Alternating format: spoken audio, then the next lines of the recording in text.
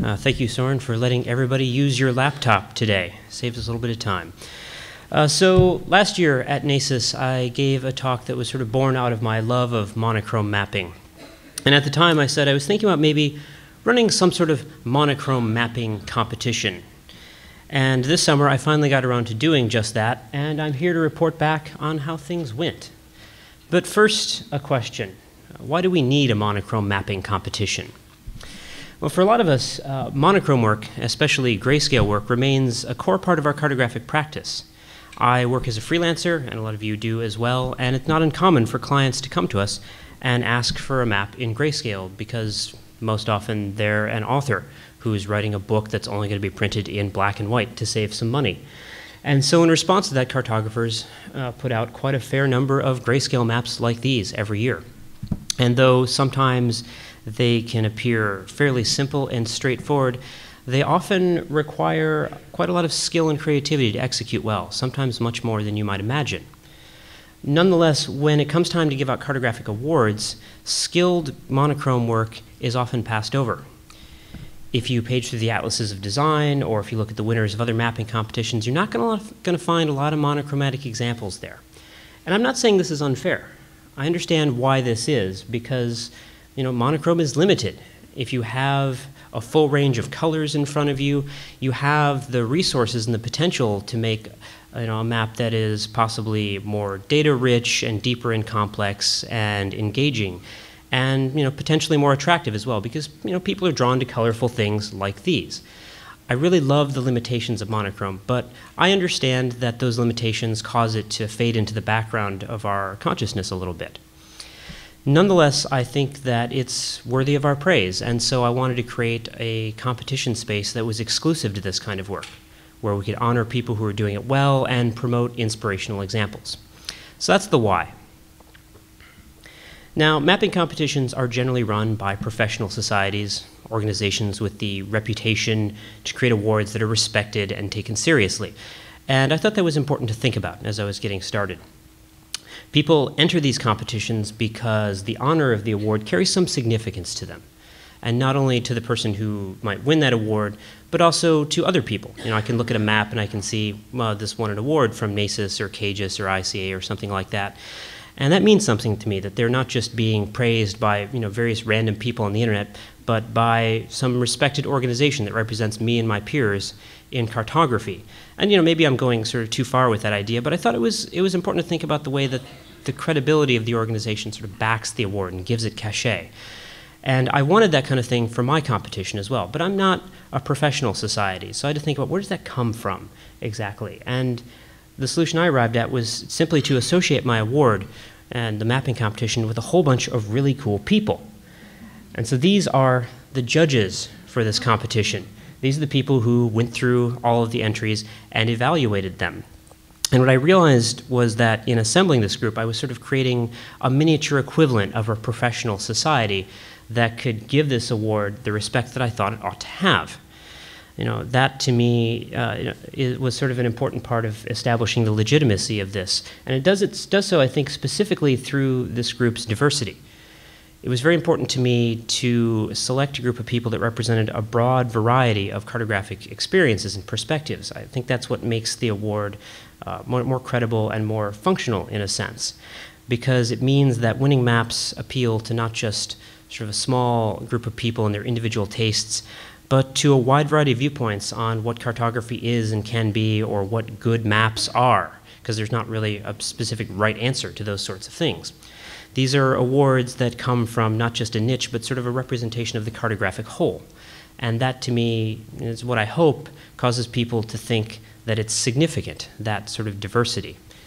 There are people on this list who are in academia, there are people who work for government organizations, there are people in the media, there are people at small companies and large companies, there are people in mid-career and later on, and there are people who are just starting out. There are people who code, and there are people who hand draw their maps, and there are people who write peer-reviewed articles, and there are people who don't do a lot of any of those three things. There's kind of a little bit of everything. And there's also an equal number of women and men, because we live in the 21st century, and that should really just be the default perspective by this point, I think, even if it unfortunately isn't always yet. I think in all it's a pretty good group, and they sort of, their powers combined give this competition the cachet that I think it ought to have. Now, I thought about this a lot in constructing this, but it's also important to indicate this is kind of a work in progress. This is a first pass at putting together a group. I tried to be sort of intentional about thinking about representation and diversity, but it's sort of an area of growth for me. It's a process. It's something I'm learning to be better at, and I have colleagues who are kind enough to help me along the way. But it's something that we never stop growing at. And so when I look at this list, I can see, well, it's pretty heavily weighted toward Americans, and it's very heavily weighted toward white people. So maybe if I were to do a second draft of assembling this panel, I might think about other ways to add new people to it. And so on the sidelines of the conference, if we have time to talk, I'm very open to your suggestions about new people I could connect with, or people whose work I should at least know about, because that knowledge is the foundation of where these kinds of lists come from. When you're getting a group together for a project of some sort, for a panel or for a book or for a group of judges, we generally start with people that we know, or at least people that we know enough about. And so, any potential critique that I might have or others might have of this list sort of represents opportunities for me to become more aware of my peers in cartography and other areas that I'm not sort of as connected with. So definitely open to that. Which is not to say that this is not an awesome group of people. And I was super excited to have them on board. And once I had them on board, was very excited to sort of get the competition launched with their sort of backing going on behind the scenes. And so once I got things started, I opened the competition to submissions, and things started to go off the rails just a little bit right away. Because it turns out that my understanding of what monochrome was a little bit different than some other people, because it's a more complex term than I had really considered. I usually think of monochrome in terms of ink and paper. So here's a piece of a grayscale map by Molly O'Halloran, and grayscale is black ink on white paper. That's what constructs this whole thing. And you can kind of think of all the shades of gray in between as simply being made of a mixture of those two, different amounts or densities of that black ink on white paper. And it doesn't have to be black and white. We can have other ink and paper colors. So here's part of a piece by Sarah Bell, and it's got sort of a dark blue ink, and the color is a little bit different here on the screen, but it's also built on this idea of, you can think of it as sort of a light pink paper background. And again, you can mix those two colors in different amounts.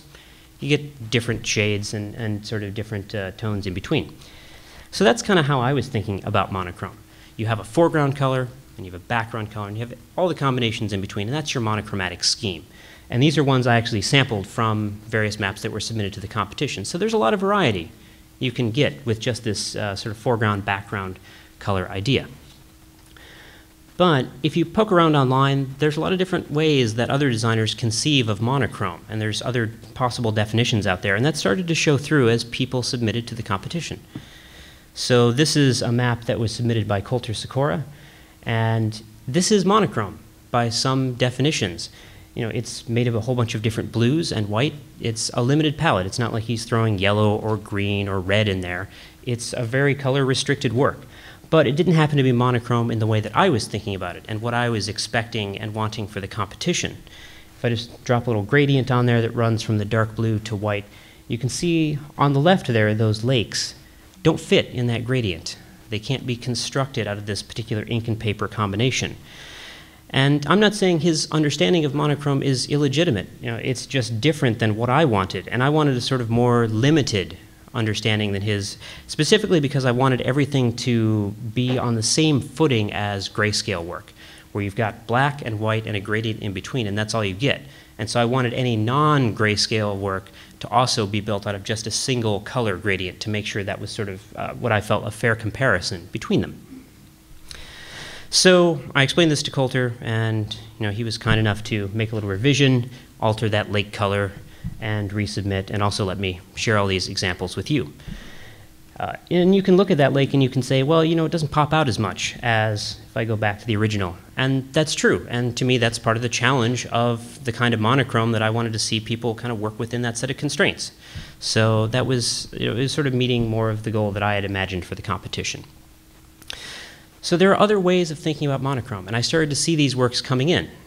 And so in response to that, I put out sort of an explainer thread on Twitter, walking people through a little bit more about what I was thinking, some examples of what worked and what didn't within the rules of the competition. And then I linked that into the competition forum, so people had to promised that they read through this thing before submitting just to make sure that it was clear to everybody. Didn't really have much of an impact. I continued to receive a fair number of maps that were, again, they were monochrome, just not the way I had been thinking about it. So it says to me I needed to sort of do a better job of explaining these things, because I've thought at great length about monochrome and obsessed about various nuances that maybe other people haven't had time to obsess about as much. So I took a fair amount of time on email back and forth with a lot of people explaining, well, you know, this is more what I'm looking for. Here's some technical tools or skills to potentially help you if you want to change your map, get more in line with what I had been anticipating. And so that sort of is an unexpected teaching and learning experience. But it worked out pretty well. People, you know, we were all sort of happy with how it came out for the most part. Some people thought that, you know, they thought I should alter things to kind of fit their definition more, which I didn't really want to do. And some other people made the comment that is quite fair, that I probably wasn't always applying my own definition consistently and evenly. And I think that's true, because a lesson I learned here was how little I sort of prepared in advance for work like this. There's no tool that I'm aware of that can simply ingest this image and tell me right off the bat whether or not everything fits in a single gradient. And I didn't think in advance how I would sort of enforce my understanding of monochrome in the rules of the competition. And so when maps like these came in, I was having to sort of eyeball things. I was having to go in Photoshop and sample colors and draw gradients saying, does that look right? Does that look like that fits? You know, I had wanted, in my mind, sort of a clear line of what counted and what didn't, and this idea of gradients seemed to make sense, but actually applying it to these maps was a lot harder than I wanted. And, you know, I think I made some mistakes from time to time in how I was assessing things versus how they were really built. And so if I were to run this competition again, I think one way to sort of ease things would be to simply accept only grayscale maps. That's a much clearer line for everybody. I know what's in. Most other people would know what's in and what's out. And you know, it's going to be saving everybody a lot of hassle and potential revisions of their maps, etc. So that's kind of an idea for the future, just grayscale. All that being said, though, despite sort of some of these ups and downs, things generally went pretty smoothly. And by the time the competition was done, over the next several weeks, had received 160 maps from 110 people, which is huge and way, way past what I was anticipating. I thought, 50 maps, that's going to be respectable. That's a good number. Let's not get crazy. Maybe 100. That's probably not going to happen. And then we blew way past that. And I think I owe a lot of the success that the competition showed to a lot of people here and a lot of people who aren't here. So many of you were kind enough to share the competition forum with people, sharing the email lists, going on social media, etc. And so I think that the number of people, that 160 maps reflects thousands of people thinking about monochrome. And so I think the competition is a success in that way. And so thank you so much for helping make it possible. The other way that the competition was a success that I didn't anticipate was the number of people who said they made a map just for the competition. I thought a lot of people were just going to turn in something they've already got on their shelf, as it were. But a lot of people made maps just for this. And that was really, that meant a lot to me that people were taking that time. And what better way to get people to think about monochrome than to have them make a monochrome map? And even beyond that, a lot of people said this was their first time working in monochrome, which was really gratifying to me to be involved in sort of helping prompt somebody to start that journey, to try something new. So thank you to all of you who made stuff for the competition. It was really amazing to see, definitely.